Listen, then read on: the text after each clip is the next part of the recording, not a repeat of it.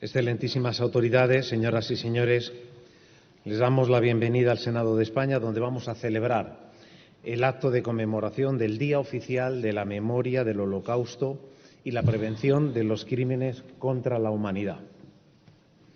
En 2005, Naciones Unidas fijó la fecha del 27 de enero como Día Internacional de Conmemoración en memoria de las víctimas del Holocausto.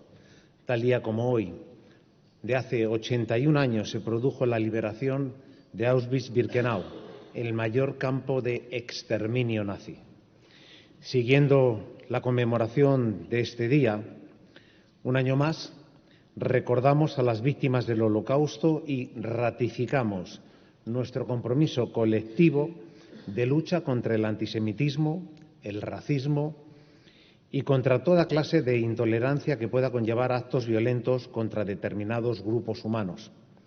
Agradezco que nos acompañen en este solemne acto los embajadores y representantes del cuerpo diplomático acreditado en España, el señor ministro de Política Territorial y Memoria Democrática, don Ángel Víctor Torres, los secretarios de Estado, al presidente de la Federación de Comunidades Judías de España, David Obadía, al director general del Centro Sefarad de Israel y jefe de la Delegación de España ante la Alianza Internacional para la Memoria del Holocausto, don José Tobar, a los supervivientes del Holocausto, como Danise Papo, a la coordinadora de la Fundación Instituto Cultura Gitana, doña Amara Montoya, a la vicepresidenta de Amical Mauthausen y otros campos, como doña Concepción Díaz Berzosa, al rabino principal de la comunidad judía de Torremolinos, don Moisés Amselem, también a los miembros de la mesa, a los portavoces, a las senadoras, a los senadores,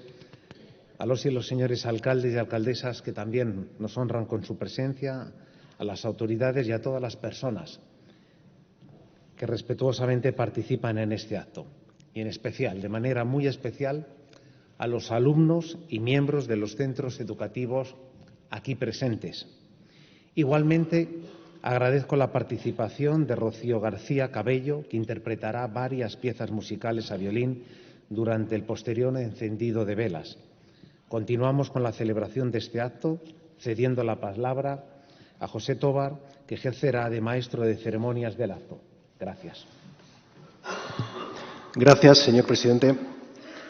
Comienza el acto de conmemoración de la memoria del Holocausto y prevención de los crímenes contra la humanidad. Se trata de un acto solemne y al mismo tiempo sobrio de recuerdo a las víctimas, por lo que les ruego no aplaudir tras las intervenciones o los intervalos musicales. Una vez más, España se suma hoy en este acto solemne a la comunidad internacional en su firme voluntad de preservar el recuerdo de la Shoah y de los crímenes atroces del nazismo como vacuna contra el antisemitismo y contra todas las formas de odio al diferente. Este ejercicio de memoria pasa necesariamente por escuchar las voces de las víctimas, los testimonios que transmiten el sufrimiento de aquellas personas que vivieron de primera mano el intento, en gran medida exitoso, de destrucción de su mundo, su comunidad, su familia, su cultura, su identidad. Como bien expresa Eva Leitman-Borer, superviviente española de origen húngaro aquí presente, cuando los supervivientes ya no estén, quedará lo que hayan hecho para mantener la memoria. Y como nos recordaba el historiador Yehuda Bauer, el Holocausto, junto con todas las otras cosas horribles que los nazis perpetraron, muestra que el ser humano no solo es capaz de hacer el mal, sino también lo opuesto, el bien. Por ello es necesario dar visibilidad no solo a la crueldad de los perpetradores, sino también a toda la labor de la resistencia y de los justos entre las naciones, aquellos hombres y mujeres que arriesgaron sus vidas para proteger a las víctimas del nazismo, como los diplomáticos españoles Ángel Sanz-Briz, Sebastián Romero Radigales o Eduardo Proper de Callejón, entre otros. Las atrocidades sin precedentes del Holocausto no solo supusieron la expresión más cruel del antisemitismo, sino que también removieron los cimientos del pensamiento occidental, obligándonos a aprender unas enseñanzas universales que nos interpelan a todos hoy en día. Hoy, en este acto de conmemoración, reafirmamos el compromiso de España en la preservación de la memoria del Holocausto y en la lucha contra cualquier forma de intolerancia, como el antisemitismo o el antigitanismo.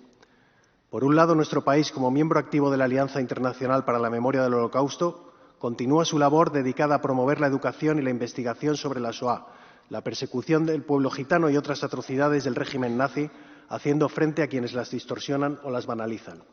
Por otro, España reafirma su compromiso en la lucha contra el antisemitismo por medio del Plan Nacional para la implementación de la Estrategia Europea de Lucha contra esta antigua lacra, cuyas medidas se impulsan desde su aprobación en 2023 y uno de cuyos principales ejes es, precisamente, el recuerdo del Holocausto.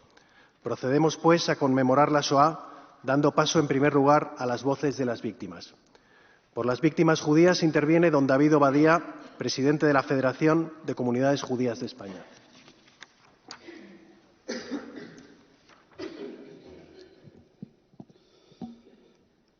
Antes de nada, con el corazón todavía encogido por el terrible accidente ferroviario ocurrido en Ademús, el accidente en Lleida, Barcelona y en Cartagena, deseo que mis primeras palabras sean de condolencia para las familias de las 46 personas fallecidas y de deseo de una pronta y total recuperación para las personas heridas.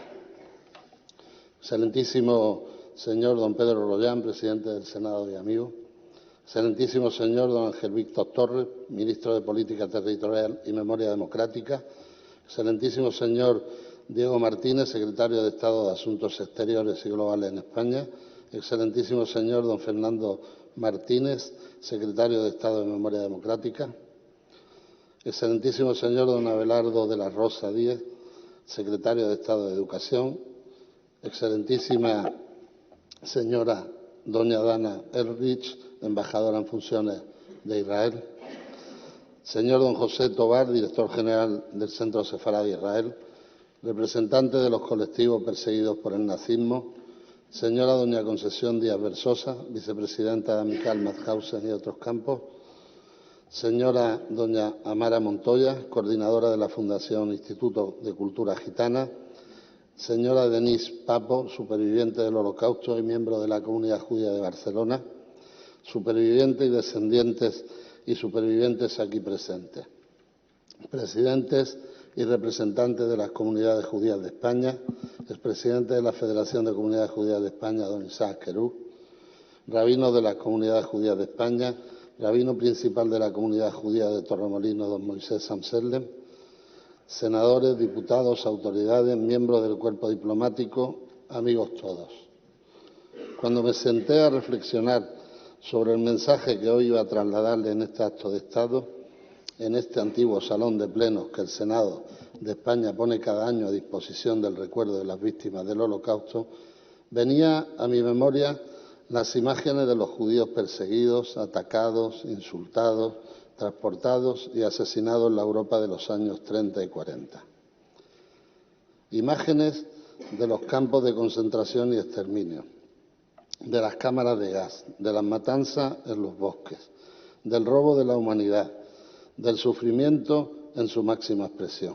Como dijo Elie Wiesel, superviviente del Holocausto y Premio Nobel de la Paz, olvidar no solo sería peligroso, sino ofensivo. Olvidar a los muertos equivaldría a matarlos por segunda vez.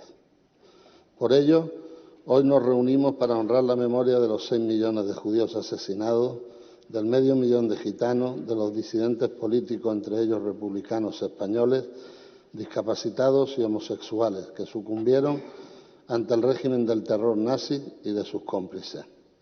El Holocausto fue una traición de la civilización y el abandono de los judíos a un destino atroz que fue perpetrado sin ningún tipo de confrontación previa.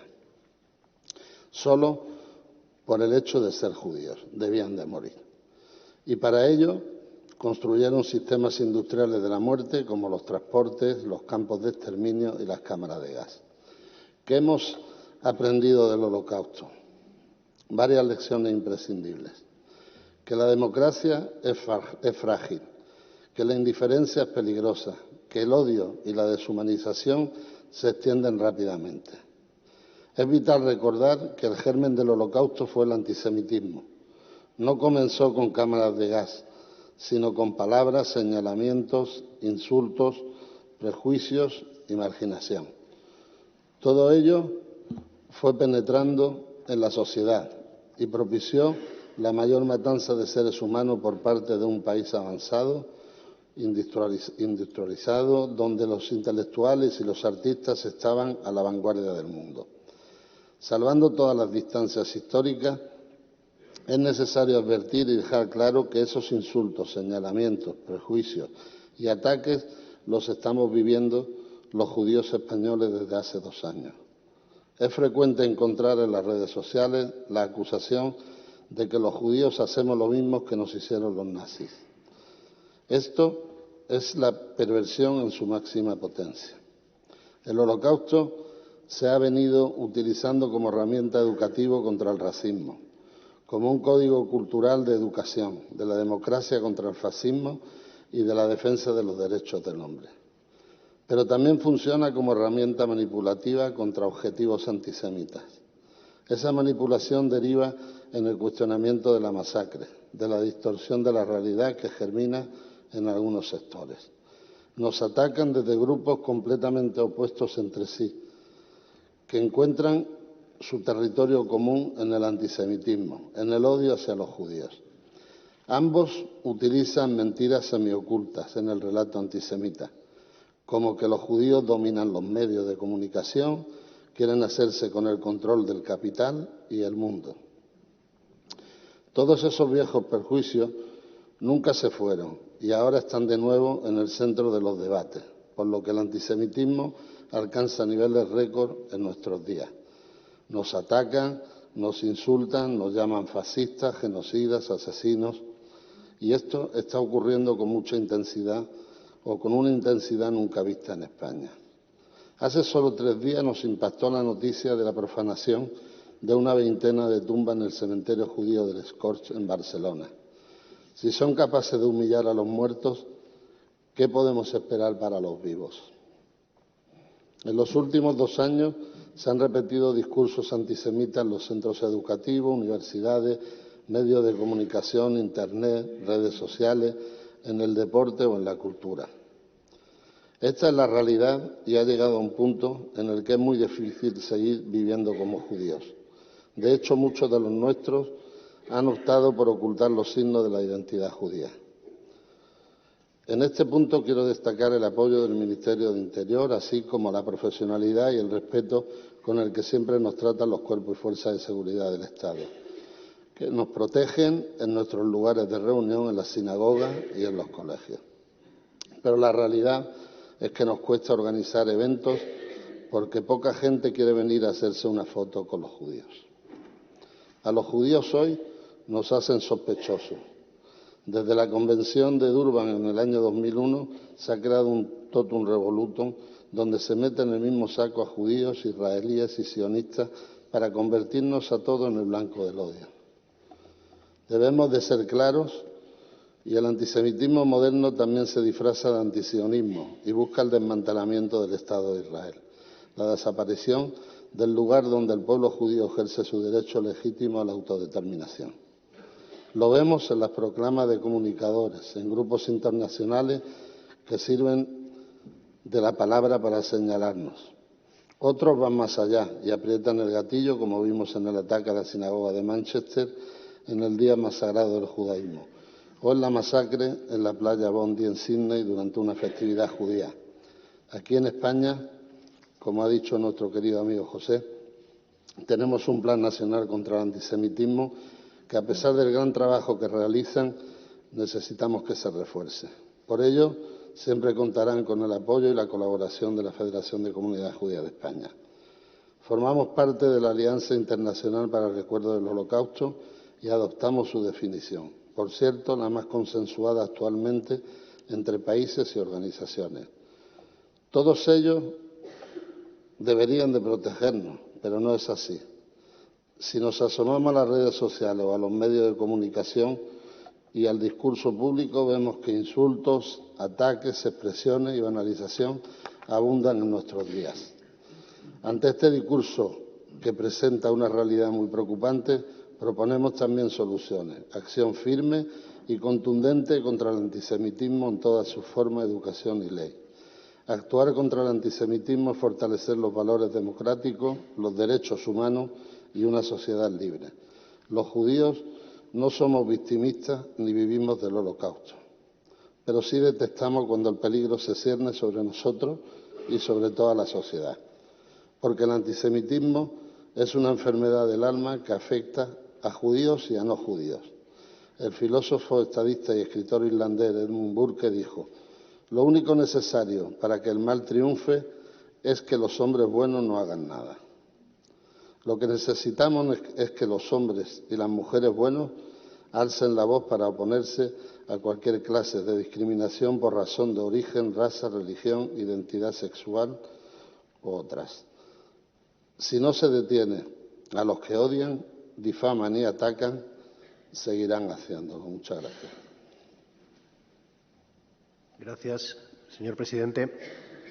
Por las víctimas gitanas interviene doña Amara Montoya Gabarri, coordinadora del Consejo Asesor del Instituto de Cultura Gitana.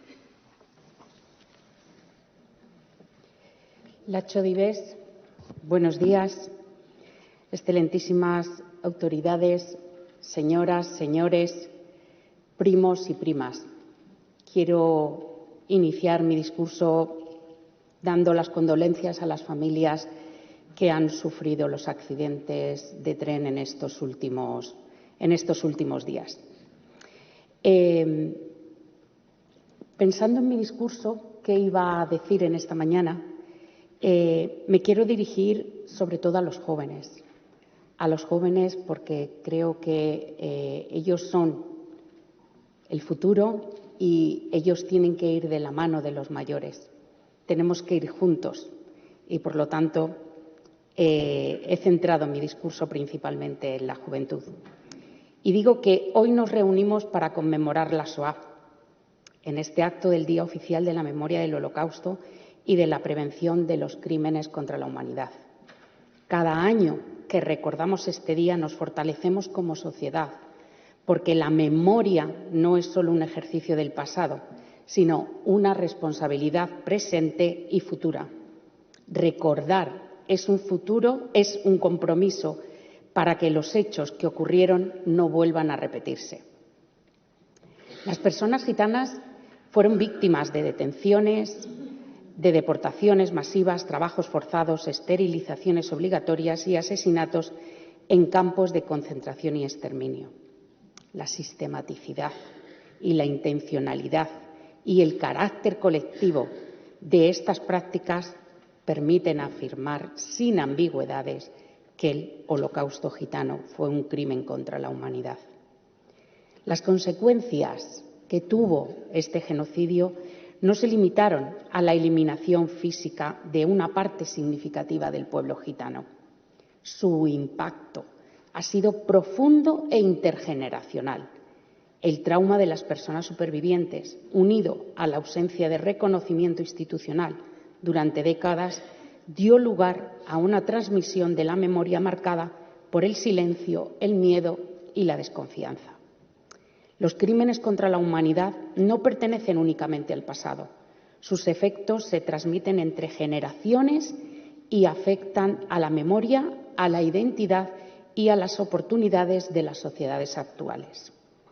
Las generaciones mayores tenemos la obligación de transmitir los relatos, el dolor, los traumas y la búsqueda de justicia, pero nunca el miedo como forma de supervivencia. El negacionismo y el olvido abren la puerta a que los abusos se repitan. Recordar no busca venganza, sino verdad, reparación y, sobre todo, no repetición. Las nuevas generaciones, que están sobradamente preparadas, tienen la responsabilidad de comprender, cuestionar y, especialmente, prevenir. No podemos avanzar separados, mayores y jóvenes, sino que las generaciones deben unirse, caminar juntas y aprender unas de otras. El pueblo gitano reivindica desde hace mucho tiempo una propuesta legislativa en España que busca el reconocimiento formal del pueblo gitano como una nacionalidad histórica, dotándola de derechos y competencias para gestionar su cultura, su historia y su futuro. No hablamos de un reconocimiento simbólico, sino de una herramienta de justicia histórica y de profundización democrática, defendida por personas gitanas y no gitanas. Tenemos que ir de la mano, gitanos y no gitanos, así como múltiples entidades y organizaciones. Miren ustedes, el año 2025 hemos celebrado el 600 aniversario de la entrada de gitanos a la península ibérica. Se han hecho infinidad de actividades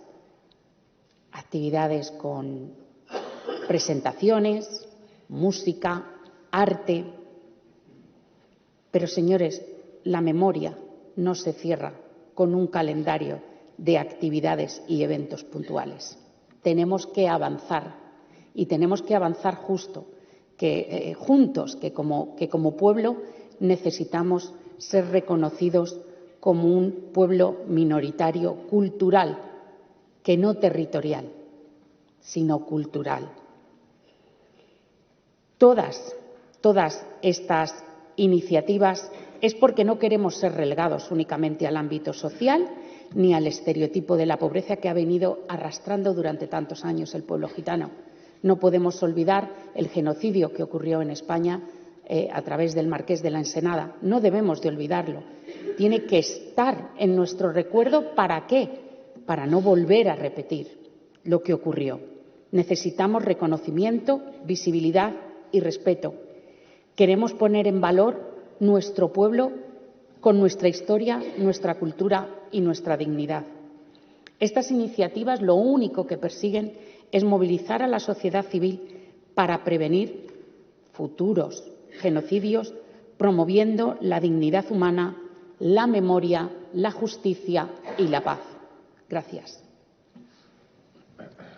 Gracias, señora coordinadora. Por los deportados españoles a los campos de concentración interviene doña Concepción Díaz Berzosa, vicepresidenta de Amical de Mauthausen y otros campos. Lo primero, quiero recordar a las víctimas y a sus familias de los últimos accidentes de tren, de los trenes de los últimos días aquí en España. Supervivientes, señora Denise Papó, señora Eva Lehmann-Borer, familiares y amigos de las víctimas del nazismo, autoridades, señoras y señores. Señor Royan, presidente del Senado, señor Obadía y señora Isens de la Federación de Comunidades Judías de España, señor Tobar y señora Méndez del Centro Sefarad de Israel, muchas gracias por el apoyo para que nuestra asociación, que representa a las víctimas españolas del nazismo, tome la palabra en este acto de Estado. Queremos también recordar la estrecha colaboración que mantenemos con la Federación de Comunidades Judías de España y con el Centro Sefarad de Israel desde hace muchos años en múltiples iniciativas, entre ellas la participación desde 2006 en la celebración de este día. Hoy, aniversario de la liberación de Auschwitz, recordamos los crímenes perpetrados por el Estado nazi y sus colaboradores. La matanza sistemática de 6 millones de hombres, mujeres y niños judíos y la persecución de millones de otros colectivos, discapacitados, gitanos, homosexuales, masones, testigos de Jehová, prisioneros de guerra, eslavos, opositores políticos de todas las ideologías, entre ellos alrededor de 10.000 mujeres y hombres españoles republicanos exiliados en Francia fueron deportados a los campos de concentración nazis. El nazismo, además de su carácter fascista explícitamente antidemocrático, apuntaba a 3 objetivos entrelazados: el antisemitismo, el anticomunismo y el colonialismo. El primero era cultural.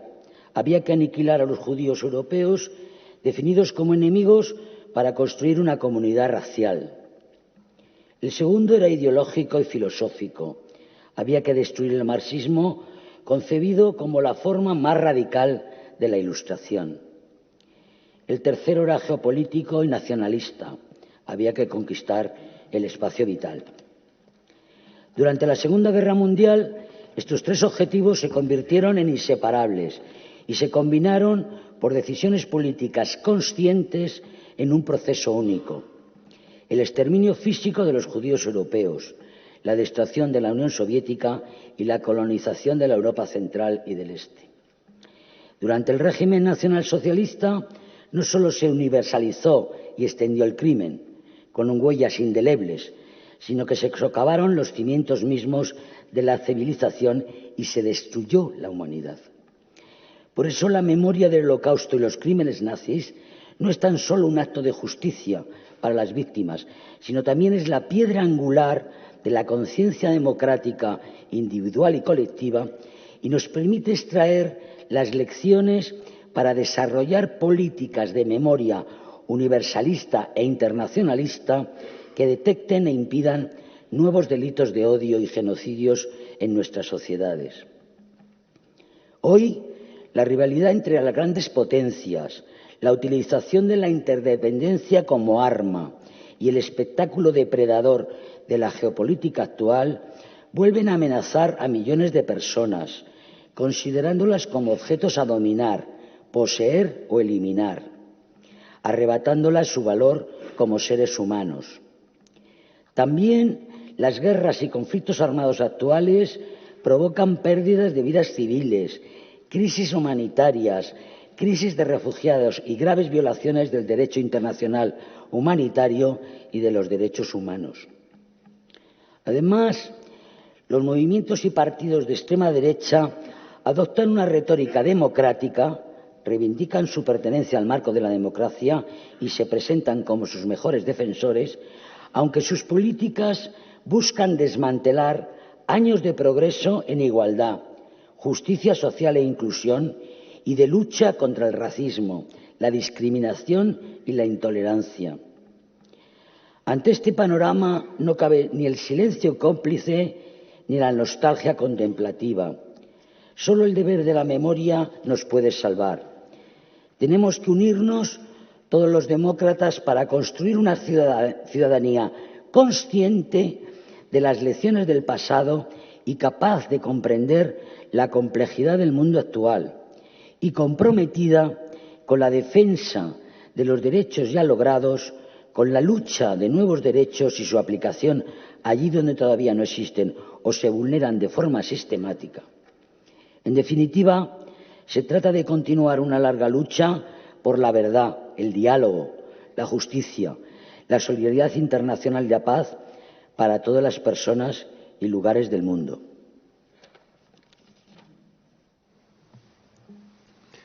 Gracias, señora vicepresidenta.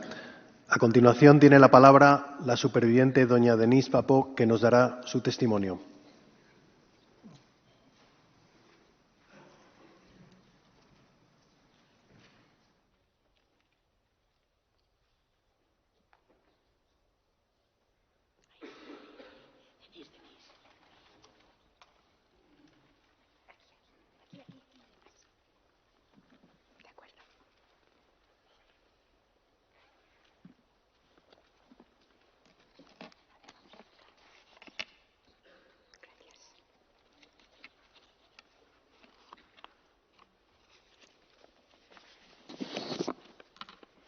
Buenos días, señoras y señores. Aunque muchos me conocen como Denise Papó, mi nombre de soltera es Denise Berger Kornfeld. Y mi apellido es casi bucólico, ya que Berger significa en francés pastor, Berger en alemán significa hombre de la montaña y Kornfeld quiere decir campo de trigo. Pues casualmente mi abuelo materno era importador de trigo en Polonia. Antes de comenzar mi relato, quiero detenerme un momento para recordar que no soy la única persona superviviente del Holocausto que vive en Barcelona. En Barcelona reside la señora Genya Barcas, unos años mayores que yo, superviviente del campo de concentración de Auschwitz. Su sufrimiento fue extremo, difícil incluso de imaginar, y que quizá por eso Genya nunca habla de lo que vio. Hay horrores que no se cuentan, se guardan en silencio. Mi testimonio es en realidad una historia doble, porque también es la historia de mi querida hermana gemela Agnès que nos dejó hace ya algunos años. Agnès y yo somos supervivientes de la Shoah. No lo somos de los campos de exterminio, afortunadamente, pero sí de la persecución nazi. Mi padre, Leibich Moïse Berger, nació en Drohobycz, en Polonia, en la región de Galicia, un territorio que perteneció sucesivamente a distintos países de Europa Central y que hoy forma parte de Ucrania. La familia de mi padre, su padre Kalman, su madre Taube, que en yiddish significa paloma, su hermano Josef y sus hermanas Rivka y Golda, fue totalmente exterminada en el gueto de Cracovia. Mi madre, Mindla Kornfeld, también nació en Galicia, pero por diversas razones se crió en Danzig, ciudad entonces independiente y de mayoría alemana.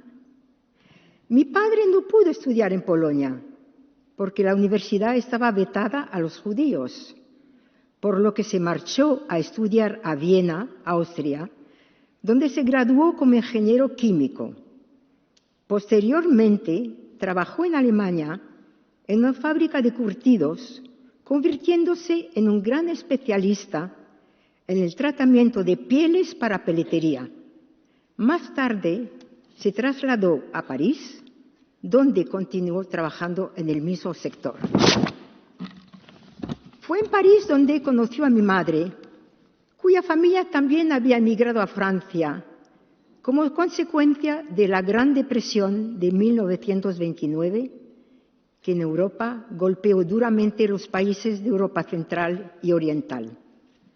Mis padres se casaron en 1934 y 3 años más tarde, en 1937, nacimos en París 2 gemelas, mi hermana Agnès y yo misma, por lo que obtuvimos la nacionalidad francesa.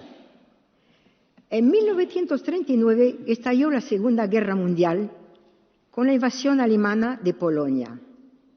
Francia y el Reino Unido declararon la guerra a Alemania. En 1940, Alemania invadió Francia y tras la derrota militar de los franceses se firmó el armisticio que dio lugar a la ocupación alemana y al régimen de Vichy presidido por el maréchal Pétain. A partir de este momento comenzaron a aplicarse en Francia las leyes raciales contra los judíos, que fueron despojados de todos sus derechos, como excluirles de la función pública, el ejército, la enseñanza, los medios y muchas profesiones, confiscarles sus bienes y, entre otras medidas, tener la obligación de llevar una jota de judío en sus documentos de identidad. Mis padres decidieron abandonar París y se instalaron en Saint-Didier, un pueblecito al este de Francia, cerca de Lyon, creyendo que allí estarían más seguros. Habiendo encontrado mi padre un trabajo en una fábrica de curtidos muy importante en aquel pueblecito, pasaron una temporada feliz en una casita con un pequeñísimo jardín donde plantaban hortalizas. Sin embargo, al cabo de un tiempo, mi padre fue denunciado como judío y deportado al campo de internamiento de Le Vernet, en los Pirineos franceses, donde se quedó aproximadamente 1 año. Las condiciones en ese campo eran terribles. Ahí se encontraban judíos franceses y extranjeros, refugiados, republicanos españoles, comunistas, anarquistas, militantes antifascistas y apátridas. El régimen de Vichy los consideraba peligrosos para el orden público. En el campo de Le Vernet, mi padre entabló amistad con un médico republicano catalán el doctor Vieto, que fue liberado al cabo de poco tiempo. Antes de marcharse, el doctor Vieto le aconsejó a mi padre que intentara por todos los medios escapar y cruzar a España por la montaña, donde lo esperaría en Barcelona. Como mi padre tenía problemas de salud, mi madre consiguió un permiso del campo para pasar unos días con la familia, mi madre, mi padre y nosotras, en un balneario que se llamaba Ax-les-Thermes, en los Pirineos, cerca de Andorra. Corría el año 1942, cuando nuestra familia se reencontró en Ax-les-Thermes. Por aquel entonces, mi hermana y yo teníamos 4 años. Fue allí donde mis padres planearon la fuga de mi padre a España.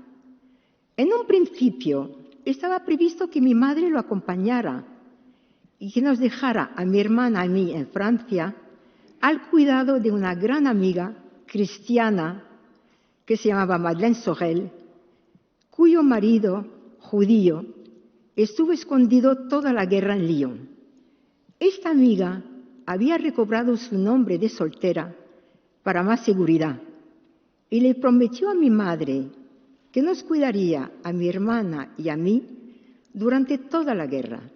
Nos internaría en un convento donde correríamos menos peligro, ya que éramos de nacionalidad francesa y nos llamábamos Agnès y Denise Berger, que eran nombres muy franceses. Mi madre, en cambio, se llamaba Mindla Kornfeld y llevaba la marcada la J de judía en todos sus documentos. Paradójicamente, estábamos más seguras sin ella que con ella. Pero ocurrió que en el último momento mi madre fue incapaz de abandonarnos. Decidió quedarse con nosotras, aun sabiendo que el peligro extremo que ella suponía. La historia de esta decisión de mi madre es la más conmovedora para mí. Todo estaba preparado, las maletas, el día, la amiga que vino a buscarnos, y mi madre, qué dilema, no sabía qué hacer, y al último momento no pudo dejarnos. Siempre he pensado que debió ser terrible para una madre tomar una decisión de esta índole. Fue sin duda una elección terrible.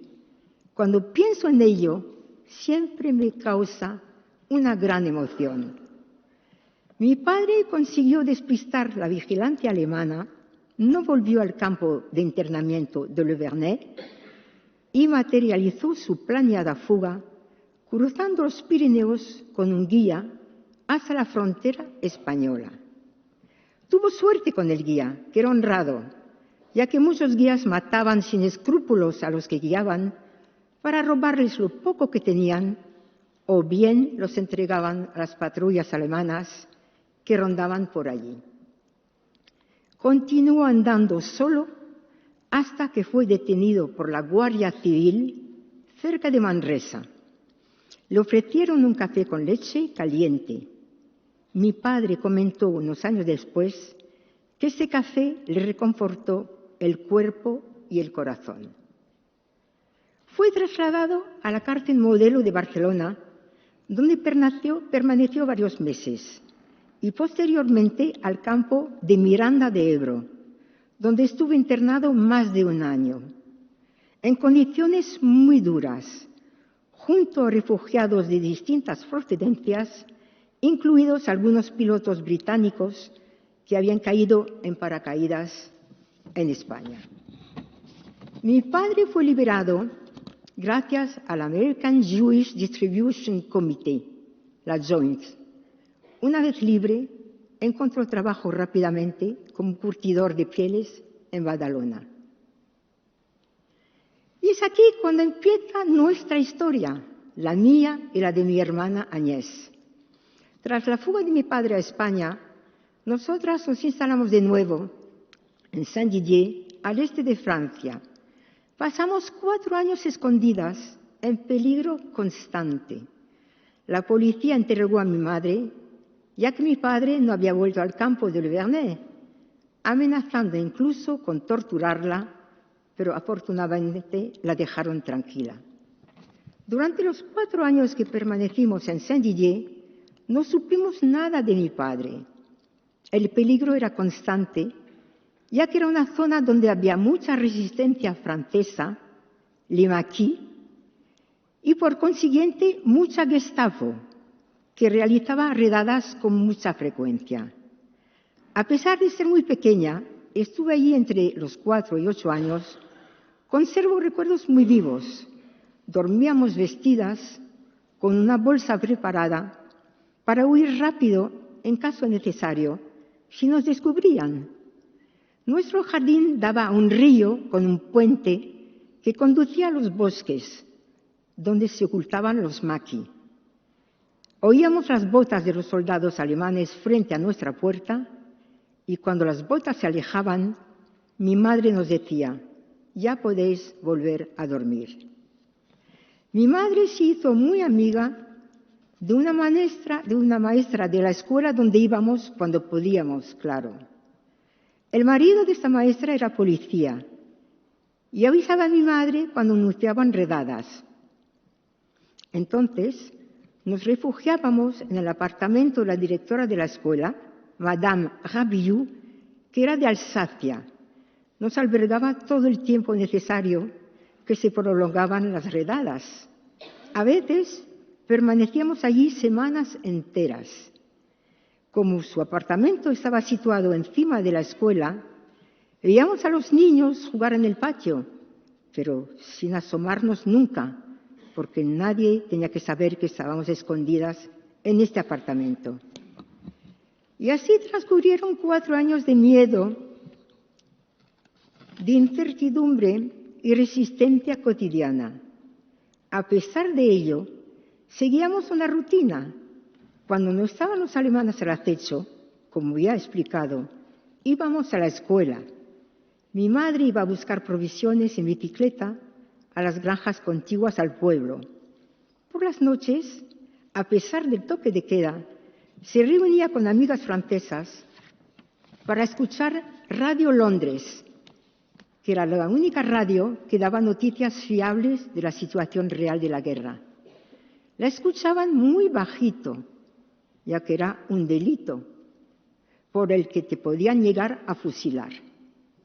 Cuando ya parecía que la Alemania nazi acabaría derrotada, con esas vecinas también confeccionaban enormes banderas, la americana, la británica, la rusa, para cuando llegase la liberación. Las escondían debajo de cajones, ya que era extremadamente peligroso si las encontraban. Y así pasamos estos años escondidas, con mucho temor a que nos encontraran. La verdad, fue un milagro que no acabáramos en los campos de exterminio y sobreviviéramos. Y por fin llegó la liberación de nuestro pueblo en septiembre de 1944. Recuerdo los tanques de los americanos desfilando por la calle mayor del pueblo, distribuyendo chicles y chocolate a los niños. Las mujeres locas de alegría subían a los tanques para abrazar a los soldados. También recuerdo que casi al final de la ocupación, un día fuimos a bicicleta a buscar provisiones y en el camino oímos aviones que tiraban bombas. Eran aviones aliados. Qué ironía tan grande hubiera sido escapar de los nazis para morir a mano de los aliados.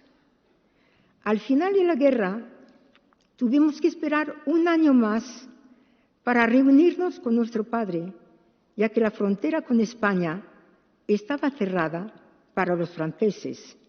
Finalmente, en 1946, cruzamos España como polacas.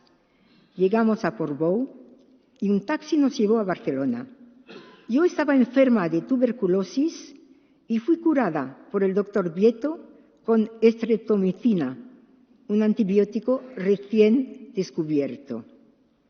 La familia de mi madre no tuvo tanta suerte. Mi abuela materna y una hermana de mi madre, Giselle, se quedaron toda la guerra en París escondidas en la parte trasera de un apartamento. Tras haber sobrevivido a la guerra, esta tía mía, que se llamaba Giselle, sufrió depresión y murió unos años después. La hermana mayor de mi madre fue deportada a Auschwitz con su esposo y un niño muy pequeño. Solo sobrevivió el esposo. Cuando los aliados liberaron los campos de exterminio, la mayoría de presos hambrientos se abalanzaban sobre la comida y morían porque su estado físico tan deteriorado no podía absorber grandes cantidades de comida. Mi tío, en cambio, estaba tan débil que no podía caminar. Esta fue su suerte, porque lo llevaron a un hospital improvisado donde lo alimentaron muy poco a poco. En Barcelona, nuestra pequeña familia empezó una vida nueva y estable. Encontraron una comunidad judía que les acogió y de la cual formaron parte activa por muchos años. Pues esta es nuestra historia. Aquí estamos y muchas generaciones han crecido gracias a que mi hermana y yo sobrevivimos al Holocausto. Hijos, nietos, sobrinos, bisnietos, que hoy no existirían.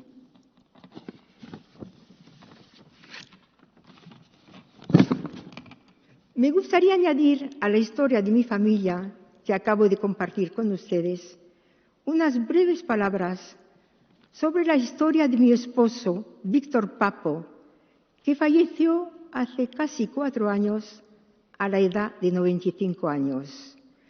Y la historia de su familia, sus padres Bert y Jacques y su hermano Alfredo. La familia de mi esposo fue una de las muchas que abandonaron España durante la Inquisición, después del decreto de los Reyes Católicos de 1492.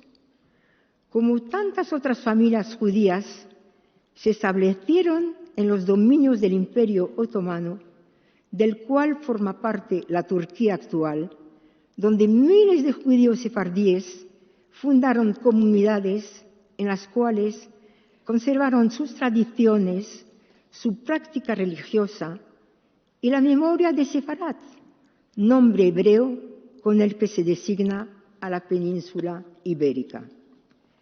El castellano medieval, conocido como judeo-español o ladino, siguió siendo la lengua materna de los judíos procedentes de España y se transmitió de generación a generación.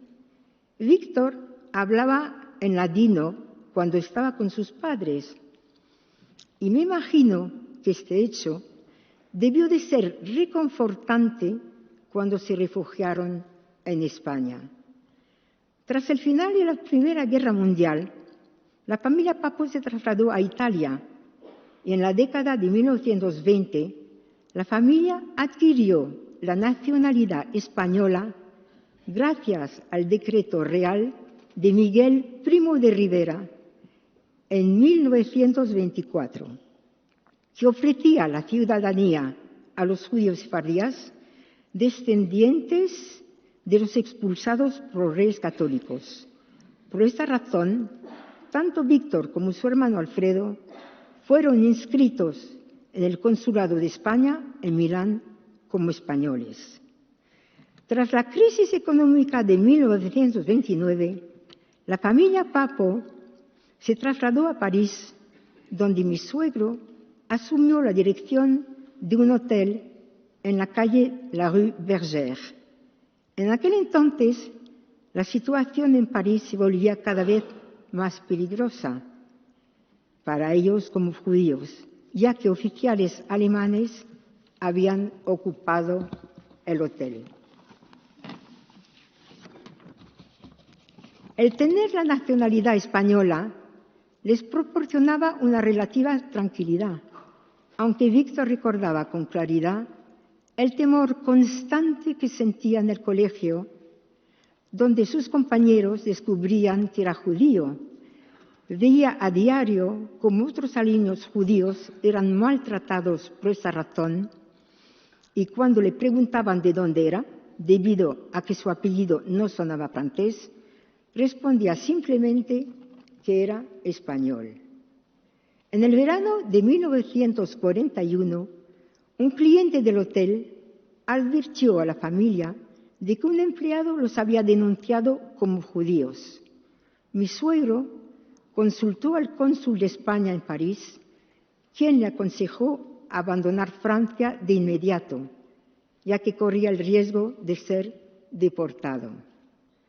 Bernardo Roland fue cónsul general de España entre 1939 y 1943 y logró proteger a muchos judíos sefardíes de nacionalidad española, residentes en París, excluyéndolos de las leyes antisemitas del régimen de Vichy y evitando la confiscación de sus bienes. Siguiendo los consejos del cónsul, la familia Papo decidió huir de Francia lo antes posible. Obtuvieron permiso de salida de las autoridades alemanas, ya que en sus pasaportes españoles no figuraba la J. En Barcelona se alojaron en una pensión enfrente del Hotel Ritz, donde se hospedaban decenas de judíos procedentes de Europa del Este, mientras esperaban visados para emigrar a Estados Unidos o Argentina. Víctor y su hermano Alfredo recordaban el terror que les provocaba ver a oficiales alemanes frecuentando el cercano Hotel Ritz cada vez que se cruzaban con aquellos uniformes nazis. Mi esposo siempre decía que habían tenido una suerte inmensa y que el hecho de ser españoles desempeñó un papel decisivo en su supervivencia. Desgraciadamente, muchísimas familias judías de origen sefardí no tuvieron la misma fortuna y no sobrevivieron al Holocausto. Muchas gracias, señoras y señores, por escuchar nuestra historia de supervivencia de la Shoah. Gracias. Gracias, señora Papo. Damos paso ahora al encendido de las 6 velas en memoria de las víctimas del Holocausto, con música de violín de Rocío Cabello.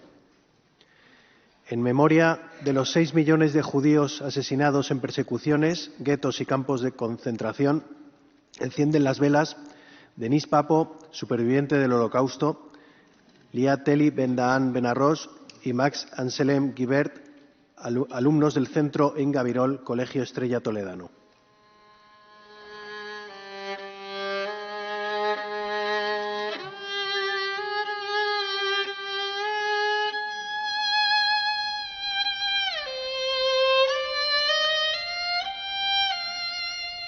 En memoria de los otros colectivos que padecieron la barbarie nazi, republicanos españoles, gitanos, personas con discapacidad, homosexuales, testigos de Jehová, encienden vela Soraya Jiménez, gerente de la Fundación del Instituto de Cultura Gitana, Juan Torres García, sobrino de Matías Palomares García, asesinado en Gusen, Austria, e Ignacio Martínez, presidente de la Asociación de Comerciantes Gay de Torremolinos.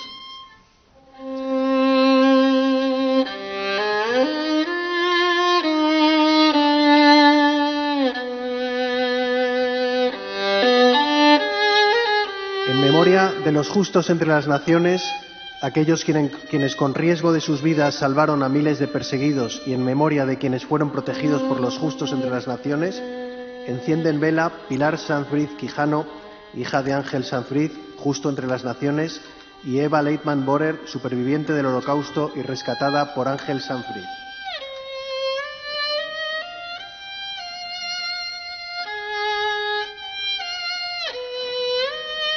En memoria de los supervivientes que rehicieron sus vidas en Israel y en la diáspora, encienden vela Dana Elrich, encargada de negocios de la Embajada de Israel en España, y Patricia Weiss, hija de Violeta Friedman y presidenta de la fundación que lleva su nombre.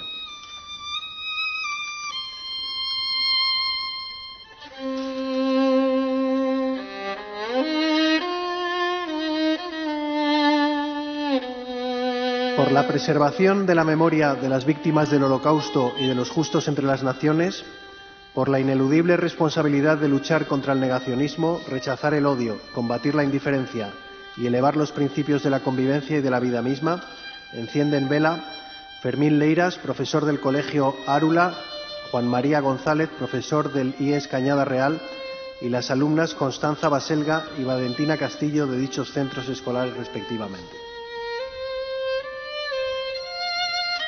Por la convivencia fraternal, la tolerancia, el respeto entre los pueblos y el derecho a la diferencia, en una sociedad en la que la libertad y los derechos humanos sean la base moral, enciende vela Pedro Rollán, presidente del Senado.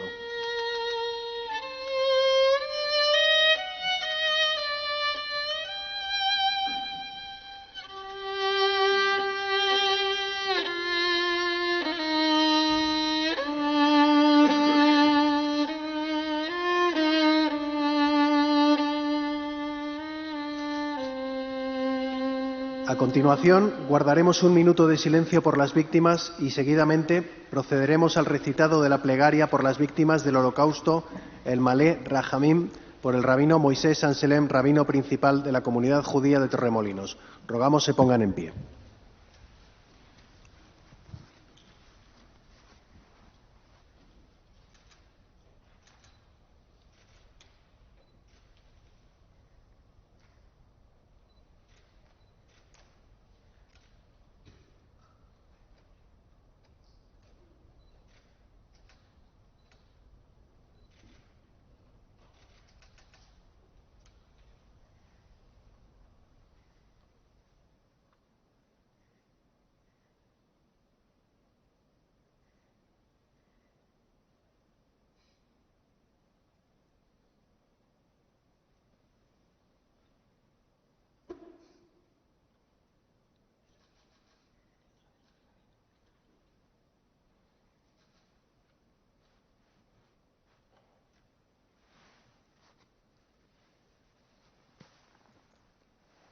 Muchas gracias. Procedemos al recitado de la plegaria por las víctimas del Holocausto, el Malé Rahamim, por el rabino Moisés Anselem.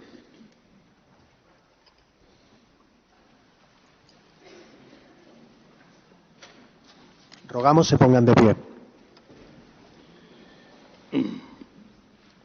Con el permiso de las autoridades, permiso de todo este maravilloso público, yo también quiero sumarme a dar mis condolencias a las familias de las víctimas de accidente ferroviario. El Malé Rahamim, Shochen Vameromim, Ametze Menuha Nechona, Al Kanafei Ashechina. במעלות קדושים ודורים, כזוהר הרקיע מזהירים אל נשמות 6 מיליונים בני עמך, בית ישראל קדושי השואה, שנרצחו ונטבחו ונשרפו על קידוש שמך, באירופה ובתפוצות הגולה.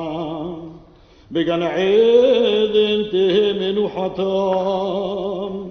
לכן בעל הרחמים יסתירם בסתר כנפיו לעולמים, ויצרור בצרור החיים את נשמותיהם. אדוני הוא נחלתם, וינוחו בשלום על משכבותם, ונאמר amén. Dios, lleno de misericordia que habita en las alturas, concédeles descanso verdadero bajo las alas de la presencia divina en los niveles de los santos y los puros, que resplandecen como el brillo del firmamento a las almas de los 6 millones de los hijos de tu pueblo, la casa de Israel, de los santos de la Shoah, y de los más de 5 millones de víctimas de otros colectivos perseguidos por el nazismo y sus colaboradores, que fueron asesinados, masacrados y quemados en Europa y en las diásporas. Que su descanso sea en el jardín del Edén. Por lo tanto, el misericordioso les resguardará bajo la sombra de sus alas por la eternidad y ligará sus almas al vínculo de la vida eterna. El eterno es su herencia. Que descansen en paz en sus lechos y digamos todos, amén.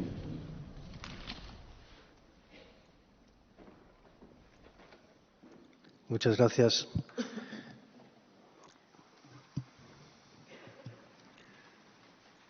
A continuación, tiene la palabra el excelentísimo señor don Ángel Víctor Torres, ministro de Política Territorial y Memoria Democrática.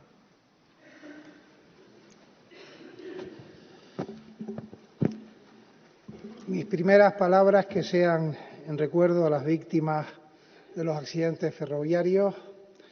Mi pésame a los familiares y amistades de las personas fallecidas, pésame, ánimo y fuerza, y me deseo de pronta recuperación a las personas heridas. Presidente del Senado, presidente de la Federación de Comunidades Judías de España, secretario de Estado de Memoria Democrática, director general del Centro Sefarat Israel, coordinadora de la Fundación Instituto de Cultura Gitana, vicepresidenta de Mical Mahausen y otros campos, encargada de negocios de la Embajada de Israel en España, resto de autoridades, asociaciones, víctimas, familiares, amigas, amigos, jóvenes, estudiantes hoy presentes. Mi mayor deseo es que las semillas del odio no vuelvan a brotar de nuevo y el mundo pueda decir siempre, siempre, lo que nosotros jamás nos cansaremos de repetir. Nunca más. Estas palabras de Violeta Friedman, judía española superviviente de Auschwitz-Birkenau, sintetizan perfectamente el propósito de este acto que nos reúne hoy aquí. Conmemorar el Día de la Memoria de las Víctimas del Holocausto y la prevención de los crímenes contra la humanidad. Y decir bien alto que nuestro compromiso con los derechos humanos es un compromiso inquebrantable. Hoy, 27 de enero, fecha elegida en su día por Naciones Unidas por el aniversario de la liberación del campo de exterminio de Auschwitz-Birkenau, recordamos a los 6 millones de víctimas judías que fueron objeto de la barbarie perpetrada por el nazismo. Pero el odio del régimen nazi no se limitó a una sola comunidad. También honramos a otros grupos que fueron víctimas, como el pueblo gitano, las personas con discapacidad, las personas homosexuales o los testigos de Jehová, entre muchos más, que fueron perseguidos y exterminados únicamente por su condición y por no encajar en los parámetros supremacistas del Tercer Reich.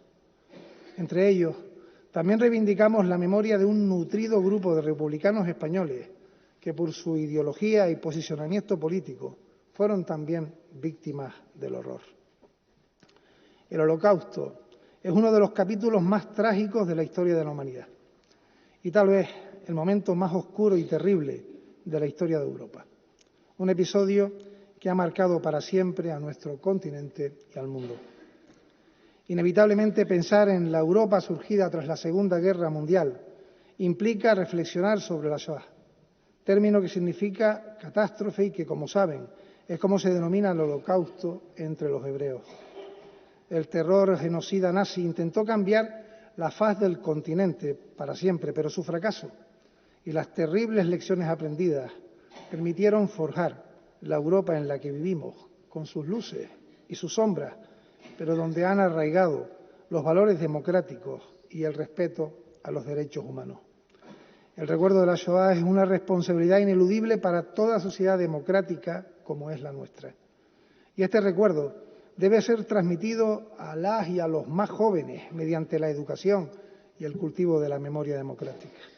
Este deber nos obliga a todas y a todos, sin distinción de ideologías o interpretaciones del pasado.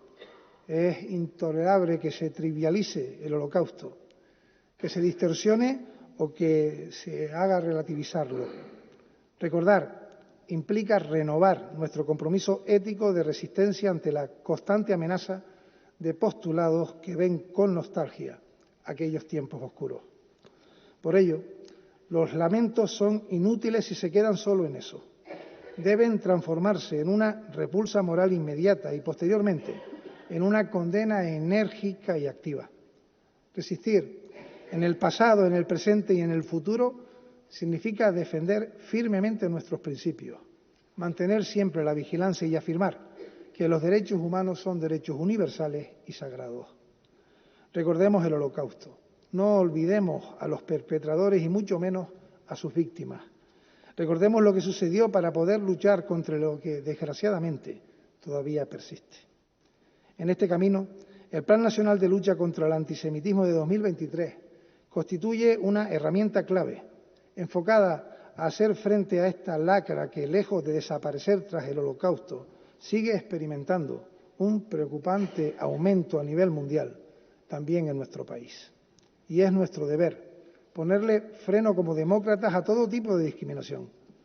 Por eso, un día como hoy también debe ser un recordatorio de que no existen justificaciones para la xenofobia, para el racismo o para los discursos de odio contra ningún pueblo ni contra ninguna minoría. La igualdad entre los seres humanos debe ser nuestra brújula y el principio fundamental que nos rija. Sabemos por experiencia histórica cuál es el caldo del cultivo del que pueden brotar los crímenes contra la humanidad y los genocidios, las violaciones arbitrarias, criminales y sistemáticas de los derechos humanos.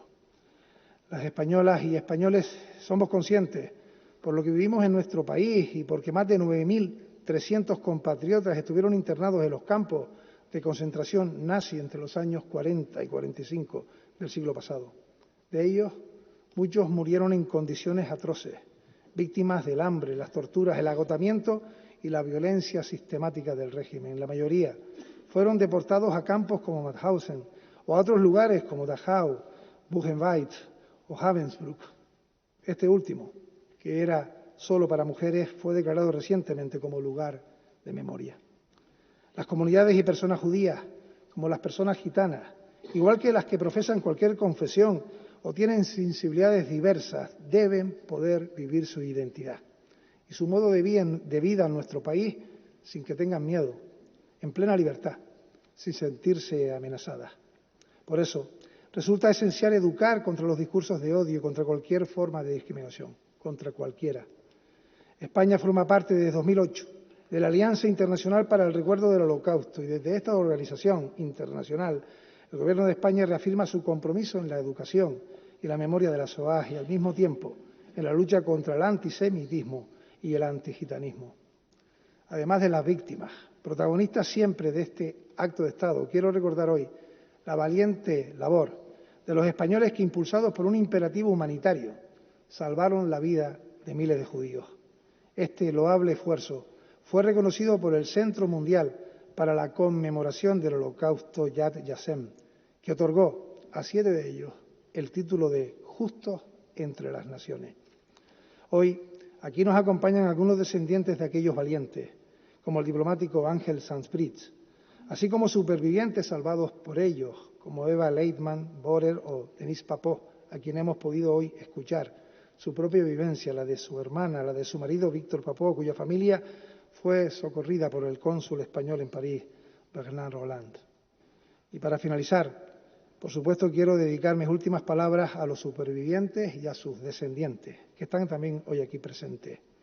Nos encontramos en un momento en el que, por ley de vida, los supervivientes del Holocausto van desapareciendo y la segunda generación va tomando el relevo. Hagamos honor a su legado y que, como señaló Elie Wiesel, superviviente del Holocausto y Premio Nobel de la Paz, aquel que escucha a un testigo se convierte en testigo. Escuchemos y defendamos la verdad y la justicia porque nos lo jugamos todo. Muchísimas gracias. Gracias, señor ministro.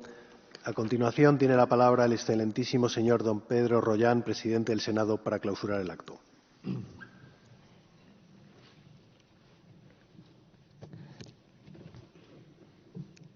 Nuevamente, buenos días. y sumarme, como no podía ser de otra manera, a las condolencias y a las manifestaciones de todos los que me han precedido en el uso de la palabra, trasladando nuestro afecto y solidaridad a los familiares de quienes han tenido lamentablemente una pérdida humana en los accidentes ferroviarios y, por supuesto, desear una pronta recuperación a quienes todavía se encuentran siendo atendidos por los servicios sanitarios en los hospitales. La Shoah o el Holocausto es el episodio más trágico que ha podido perpetrar el ser humano en la historia de la humanidad. 11 millones. 11 millones de personas fueron cruelmente asesinadas en muy pocos años. 6 millones fueron judíos europeos, entre ellos, por incomprensible que parezca, 1 millón de niños. También fueron exterminados, aquí se ha dicho, gitanos, gitanas, personas con discapacidad, homosexuales, disidentes políticos y otros seres humanos convertidos en enemigos por el simple hecho de ser o de pensar diferente.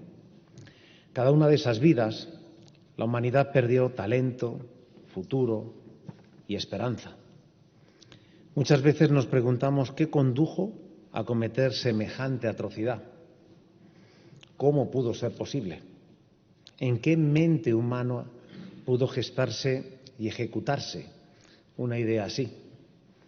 La respuesta es compleja, pero tiene un claro elemento: el crecimiento del antisemitismo alimentado por el odio, la deshumanización, la cobardía y también la indiferencia.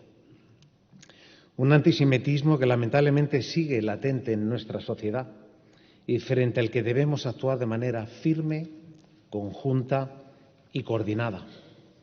Según los últimos datos publicados por el Observatorio de Antisemitismo en España en 2024, se registraron 193 incidentes antisemitas, el mayor número registrado en la historia moderna de nuestro país. Un incremento del 221,67% con respecto al año anterior, al año 2023. Han escuchado bien, un incremento del 221,67%. Todavía no conocemos los datos oficiales correspondientes al ejercicio 2025, un año en el que se han producido incidentes muy graves, donde algunos han aprovechado la repercusión en ciertos ámbitos desde señaladas tribunas para intentar difundir sus mensajes de odio que no caben en una sociedad respetuosa y moderna como la española. Está demostrado que a lo largo de la historia, cuando se difunden mensajes de odio, aquí quienes me han precedido en el uso de la palabra lo han señalado, que cuando se producen señalamientos, estos tienen consecuencias y generalmente siempre son consecuencias negativas. Permítame que muestre mi condena pública a los hechos que ocurrieron durante la Vuelta Ciclista a España, que obligaron a suspender tramos de etapas, y también al hecho de que algunos partidos disputados por equipos israelíes se hayan debido de jugar a puerta cerrada. O, como muy bien ha indicado David, el ataque vandálico contra varias tumbas del cementerio judío de Les Corts en Barcelona. Este hecho reprobable supone una grave ofensa a la memoria de los fallecidos, pero también el de sus familiares hoy aquí presentes. Merecen igualmente nuestra más absoluta repulsa las pintadas, los señalamientos y los mensajes de odio que se propagan sin pudor y en no pocas ocasiones desde la impunidad en las redes sociales. Estos hechos no se pueden normalizar ni tienen cabida, como decía, en una democracia plena como la española. Estos hechos suponen un grave ataque contra la convivencia, el respeto y, por qué no decirlo, también el de la libertad religiosa.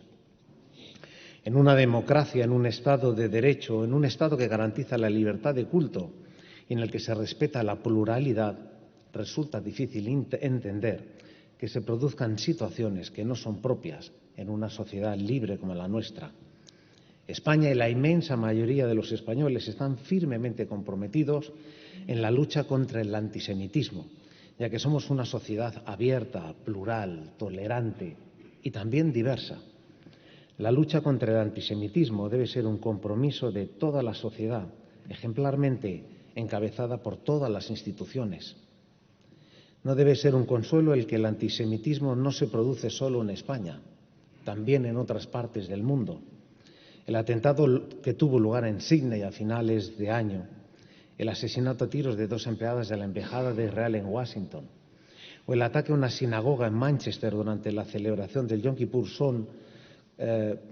y que ha provocado hechos gravísimos como el de 2 asesinatos, son sucesos trágicos que tuvieron lugar el año pasado y que también merecen nuestra más absoluta condena y repulsa. Nuestro deber es combatir estos hechos con todos los mecanismos que tenemos a nuestro alcance, porque la historia nos ha demostrado que cuando el odio no se frena a tiempo, puede conducir a situaciones como la que existió, como la que tuvieron lugar a principios de la década de los 40. Por todo ello debemos denunciar cualquier atisbo de antisemitismo del que se tenga constancia, sin matices, sin excusas, sin ambajes. Porque el antisemitismo no empieza con la violencia. El antisemitismo empieza con las palabras, con la deshumanización, con el señalamiento. Y cuando no se frena, termina en tragedia. Defender los principios democráticos, las libertades, los derechos humanos es uno de los compromisos más loables que debe tener siempre presente el ser humano y a las que debe encaminar sus acciones. En esta causa solo cabe la unidad, el consenso, tender puentes, porque lo que está en riesgo es la vida de seres humanos, así como la erosión de nuestros derechos y de nuestras libertades. Finalizo no sin antes señalar que como sociedad y como ciudadanos debemos mantenernos firmes y seguros en la defensa de nuestras ideas y valores que contribuyen a la paz, que contribuyen a la convivencia y que contribuyen al respeto y a la igualdad. También tenemos el deber de la memoria, el ministro ha hecho referencia a ella, de recordar para no repetir, para evitar lo que pasó en el pasado no tenga lugar en el futuro. La memoria es frágil y los supervivientes del Holocausto, lamentablemente, son cada vez menos. Por eso su testimonio debe ser recogido por nosotros. Transmitirlo a las nuevas generaciones y mantenerlo vivo para evitar que este trágico episodio se pueda volver a repetir. Es necesario seguir avanzando cada año en estos actos en recuerdo de las víctimas del Holocausto y de otros crímenes contra la humanidad. Nos permite recordar a aquellos a los que vilmente les arrebataron la vida, así como renovar nuestro compromiso con los que sobrevivieron y también con la humanidad, con el firme propósito de que lucharemos para que episodios como el Holocausto no se vuelvan a repetir jamás en la historia de la humanidad. Les animo a seguir construyendo juntos el futuro basado en el respeto a los derechos humanos y en la libertad. Combatamos las injusticias, el antisemitismo y también la intolerancia. Hagámoslo por las víctimas del Holocausto, por quienes sobrevivieron, por nuestra sociedad y por las futuras generaciones. Es nuestro compromiso y nos interpela a todos como sociedad. Hagamos que el Holocausto no se repita jamás. Gracias y damos por concluido este acto.